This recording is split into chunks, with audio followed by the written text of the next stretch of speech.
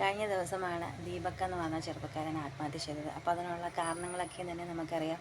ഒരു സ്ത്രീ ഇൻസ്റ്റഗ്രാമിൽ പോസ്റ്റ് ചെയ്ത ഒരു വീഡിയോ. അപ്പോൾ തൻ്റെ അഭിമാന ഭാരത്തിൽ ആത്മാഭിമാനമുള്ള ഏതൊരു മനുഷ്യനും ചെയ്യുന്ന കാര്യമാണ് അദ്ദേഹം ചെയ്തത്. കാരണം എന്ന് വെച്ചാൽ അഭിമാനമുള്ള ഒരു വ്യക്തിക്കും ആ ഒരു കാര്യം താങ്ങാൻ സാധിക്കില്ല. അതുമാത്രമല്ല, പലരുടെ ചോദ്യങ്ങൾ, ഇപ്പോഴത്തെ നമ്മുടെ സമൂഹം എന്താണ് അവരോട് പെരുമാറുന്നത്, ഇങ്ങനെയുള്ള പല കാരണങ്ങൾ കൊണ്ടാണ് ആ വ്യക്തി സ്വന്തം ജീവൻ തന്നെ ഇല്ലാതാക്കിയത്. അപ്പോൾ പലപ്പോഴും രാഹുൽ ഈശ്വർ പറയാറുണ്ട് പുരുഷ കമ്മീഷൻ വരണം. നമ്മൾ അദ്ദേഹത്തെ കളയാക്കിയിട്ടുണ്ട്. അതുമാത്രമല്ല, അദ്ദേഹം രാഹുൽ മാങ്കൂട്ടത്തിനെ സപ്പോർട്ട് ചെയ്ത് ജയിലിൽ പോകുന്ന സമയത്ത് പോലും എല്ലാവരും അദ്ദേഹത്തെ പുച്ഛിച്ചു എന്നുള്ളതാണ്. അപ്പോൾ അദ്ദേഹത്തെ ട്രോള് ചെയ്തവരുടെ കൂട്ടത്തിൽ ഞാനും ഉണ്ടെന്ന് ഈ സമയം ഞാൻ ഓർക്കുന്നു. സത്യം പറഞ്ഞാൽ ഞാൻ അദ്ദേഹത്തോട് മാപ്പ് പറയുന്നു കേട്ടോ.